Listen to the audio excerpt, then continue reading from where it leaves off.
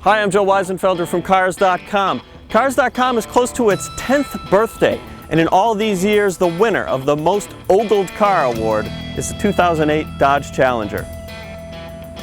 Now, it's never been quite as difficult for us to get anywhere in a car because every time we're on the road, people are slowing down to look at it, take pictures of it. We can't get out of a parking lot because we're surrounded by people that want to know what it is.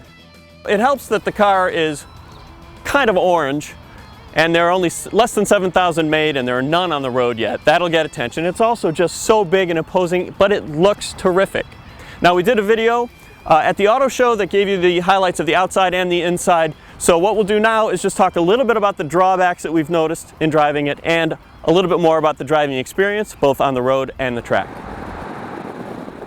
Now, the only real drawback we've found driving it this week is the pillar back here, which we knew was big and might block vision. It actually blocks it quite badly. And not just for regular driving, but we particularly found that when pulling out of parking spaces in a parking lot, you just can't see back there exactly where you need to. You're kind of at the mercy of the person coming to see you. You have to creep out very slowly, hoping that they see you. Now, as we pointed out in the other video, it's a pretty big back seat, considering it's a two-door. It's a big car. I'm 6 feet tall. I'm all right with headroom and such. But again, the pillar, because it's so wide and it's pretty far forward, people who are a little sensitive to car sickness, who want to be near a window, the window's not exactly close. How do I put this? This thing is a vomitorium waiting to happen. The power is amazing in this car.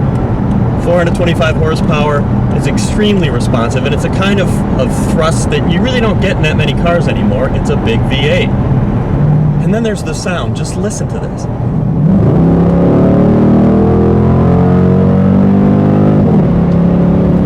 Unbelievable.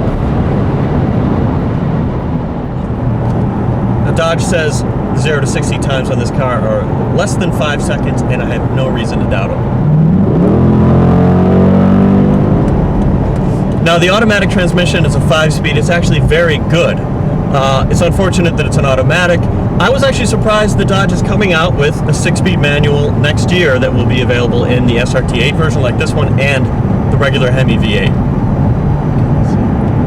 The ride quality is good in this car. It's not great though. The suspension is nice and firm, which really is good for handling and such, but you really do feel it on the road, especially on rough roads, more than you do in some more expensive cars that give you the performance, the handling, without as much of a sacrifice in the ride quality. Now, with this big V8, the acceleration is a lot like the original muscle cars were, and maybe this is a last hurrah given how high gas prices are now. But for what it's worth, all of the 2008s in the SRT8 version are sold out, and come the 2009 model year, you'll have your choice of a smaller V8 and a V6, so let's not dig the grave just yet. For additional information on this car or any other, go to Cars.com and our blog, Kicking Tires.